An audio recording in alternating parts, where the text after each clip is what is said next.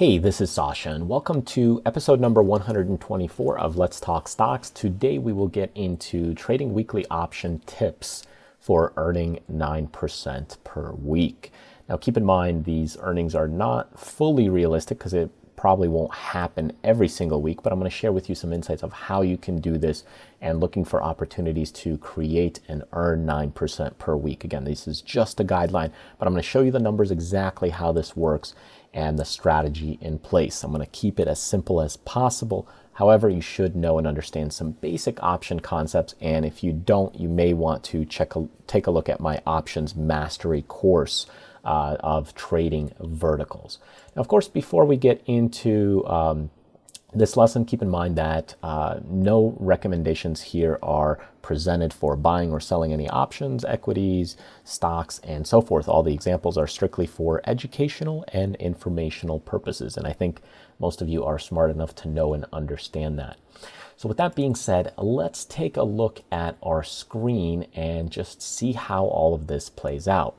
So if we take a look here at the Thinkorswim platform, which is by TD Ameritrade, I like this for educational purposes. And when we look at weekly options, first I want to make sure you understand what they are and how they work and operate. And typically you'll notice on a stock like Tesla, there's a lot of weekly options. And in general, weekly options are placed on Thursday. So for example, they're released on Thursday. So this one, as you can see, was released here that Thursday, and you have 8 days to go. Okay, so here's our weekly options that you can see. Now you also have these other weekly options right there, which have weird or not common expiration dates for options. So keep in mind, you do still have these as weekly options as well. And you can see that on popular stocks. Even Apple, I believe, has weekly options. So you can see some of these here, 8 days to go. Here's a weekly options. Here's one with 15 days to go. They're still considered weeklies. And that is because they have irregular expiration dates. Now, big picture concept here. When you trade weekly options, one of your biggest factors is, of course, time decay, because you're compressing the time. And then also your price, because price is the biggest risk when it comes to trading options for the weeklies. It's not always the biggest risk if you're trading longer dated options, simply because you have more time to make that up. But once you start compressing the time, it becomes much more expensive. So that's why you need to be very careful with the price when it comes to weekly options. And then of course, look at the premium. So when you look at weekly options, you can do it on an ETF like the SPX right here. So here's our SPX, and there's some weekly options. They have a ton of weeklies. They even have quarterly options and so on. But in our example, I'm going to just share with you the Tesla weekly options. So that way you can see how we come to these numbers. And I'm going to try to do it here fairly quickly, because as we get into losing more time as I go and talk through this lesson, it actually switches and changes the example. So I'm going to shoot for 9% on the weekly options and go ahead and put on kind of a simulated trade for you so you can see how this trade works and how you can make 9%. Now, it's important to note that Tesla just recently had earnings, and because it recently had earnings, it's down about 15 points here for the day. So you can see we had a major sell-off. We also had a major sell-off right here from these resistance levels. So for you as a person trading, weekly options, you have to know and understand where the trend is, where things are at. So if you're looking for a potential bounce, because if you know and understand that stocks normally stretch, whether they stretch to the upside and then you get a reverse and you get, a drop, or they stretch to the downside and you get a bounce, this is what I'm going to capitalize on in this example. Now, keep in mind, there's different trading strategies and variations, but just to be congruent in the example, that's where we're going to hone in for. So in general, when these earnings break, you might usually have let's just say you may have 1 or 2 more days of down movements and then 2 or 3 days of up movements, okay?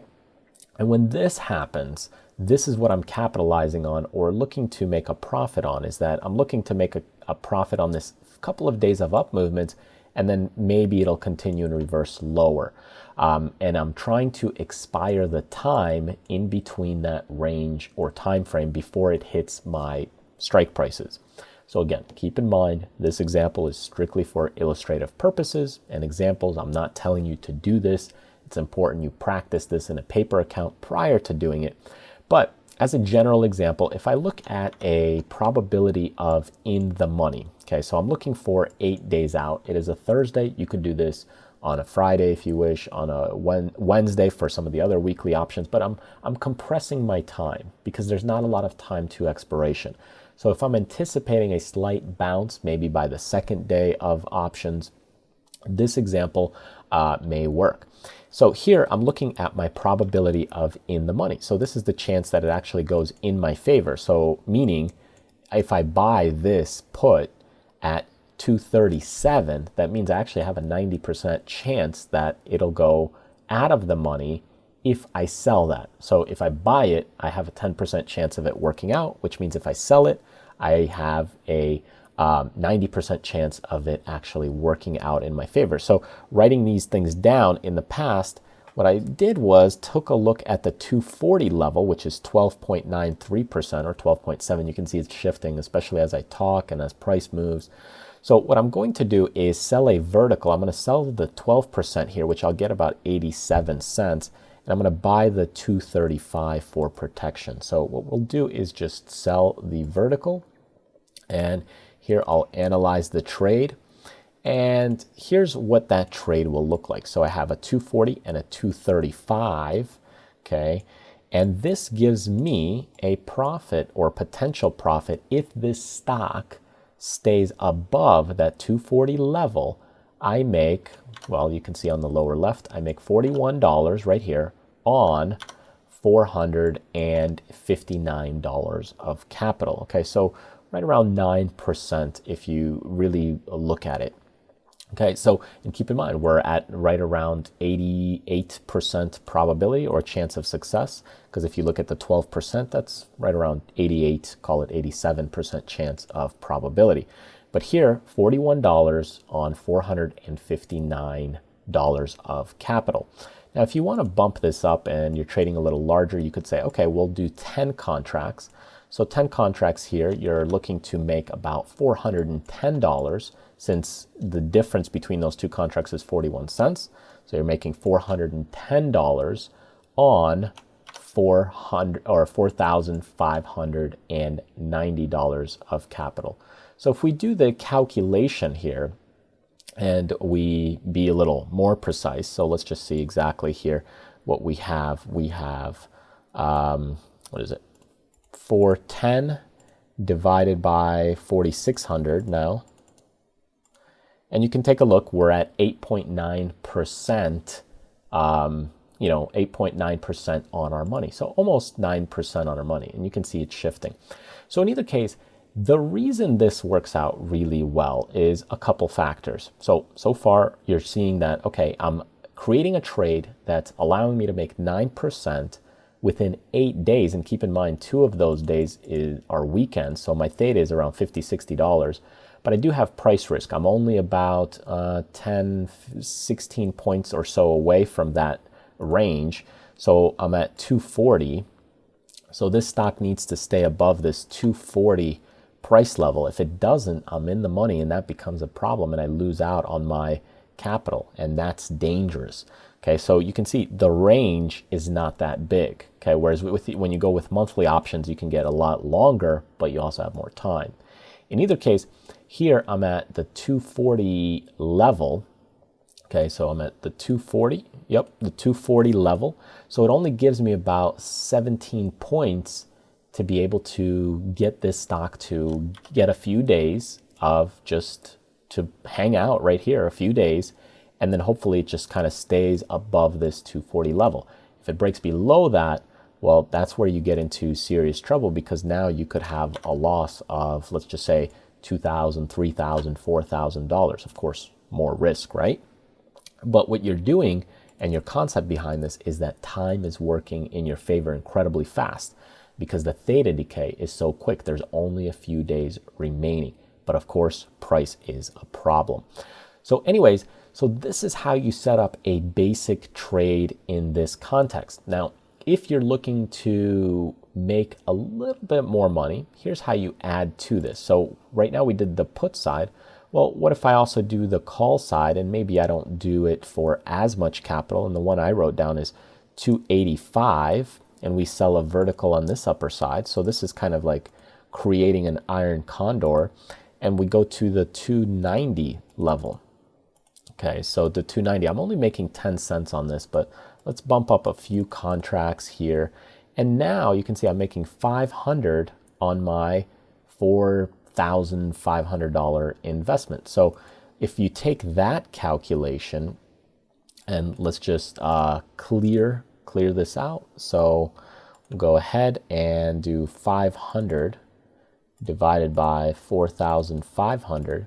You can see I'm making almost 11.2% on my money. Now, again, keep in mind that you need this stock to stay between that range. So that's the risk. If you get the snap up, perfect. If it goes down, then you have a problem with the left side. If it goes down past that 240, if it goes past that 285, you have a problem with the upper side. So those are some of the risks that you have. One of the reasons why this works really well is because we've had number one, a major down move. So we've sold off in a big way. So I would assume there would be a little pop. The other thing is that Tesla also has some good volatility.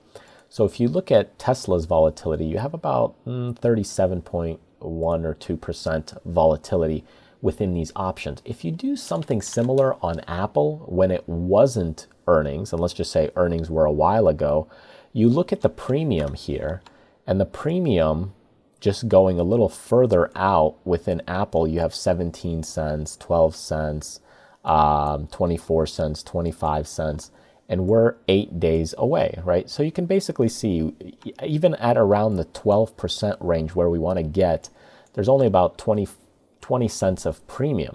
If you go to a stock like a Tesla and you go 12 points, you get about 88 cents. So you get a lot more premium. Let's see, 88 cents at 12%, and you compare Apple, okay, at 12%, you get about 23 cents, okay, because they don't have a full 12%, but Tesla has almost four times as much premium in it, simply because, number one, it's a higher price stock, the volatility.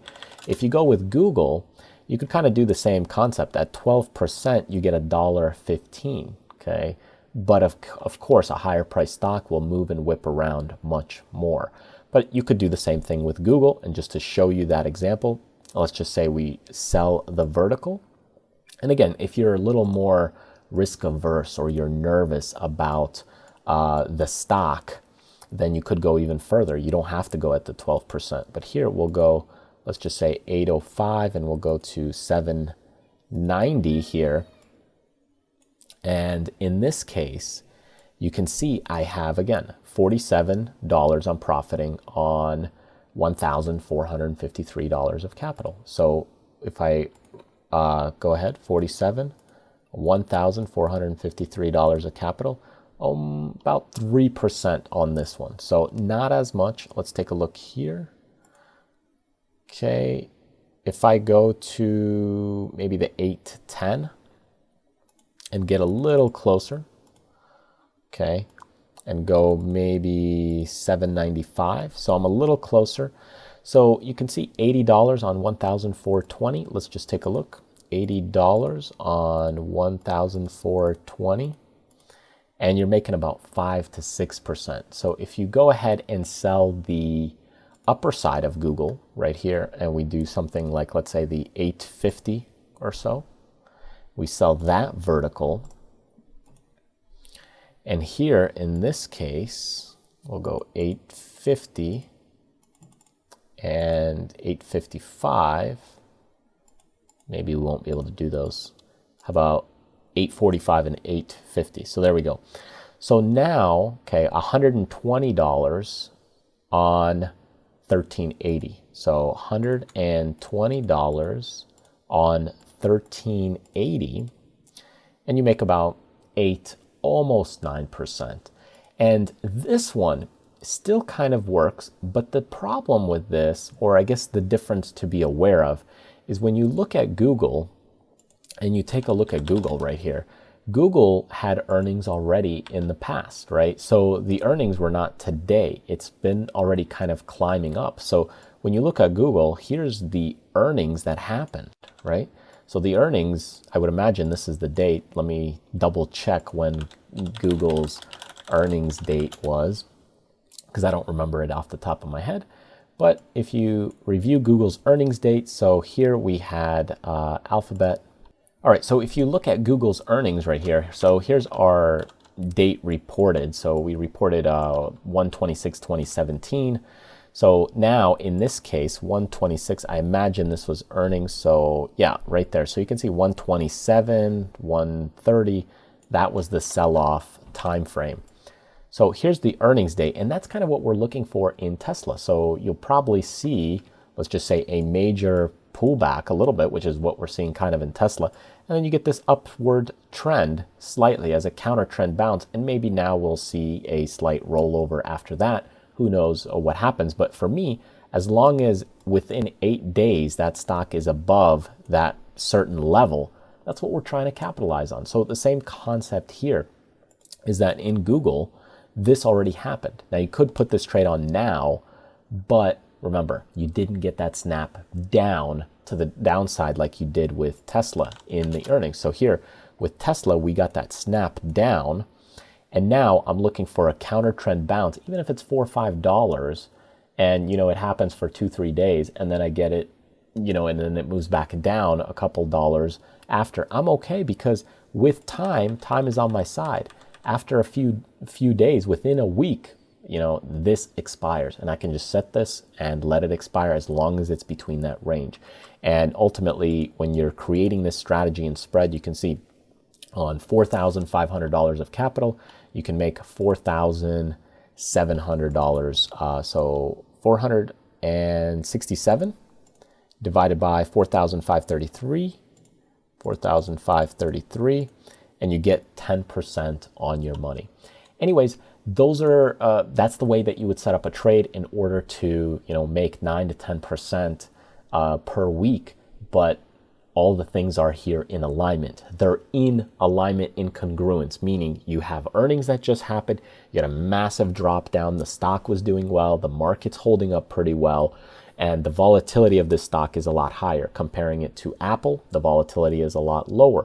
Comparing it to Google, it already had earnings, right? So the conditions are set up accordingly. Anytime you're trading weekly option spreads, all of a sudden you're adding hot sauce to the fire. You're adding gasoline. You're adding more energy and more momentum. So you need to be extra careful because you have less time premium. When you have less time, although it can work in your favor with the theta, the price risk is a problem since it can move against you very quickly and you don't have that large range to cover that spread. So keep that in mind. This is just giving you some ideas and insights and things to think about as you put on and create these spreads or strategies, or just learn and evolve to create your own strategies that work for you. So thanks for joining me in this video. I hope you really found it helpful. Maybe it just makes you think a little bit more about trading options, or weekly options for that matter.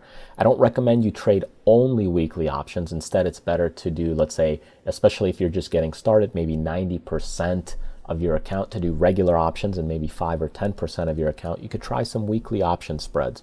And then you could slowly find your balance and find your level, maybe 15 or 20% weekly options, and then a little less regular options.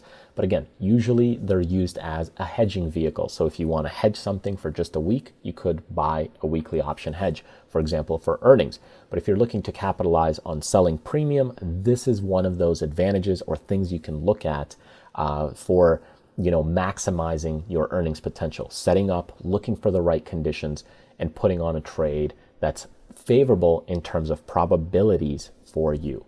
So thanks for joining me this week. I hope you really found it educational and maybe inspiring to show you what you can do with some of these option spreads, because there's a lot of flexibility in them. But keep in mind, there's a lot of risks involved. And of course, none of this is a recommendation to buy or sell these options, even though they are available right now on the trading platforms and you could execute those trades.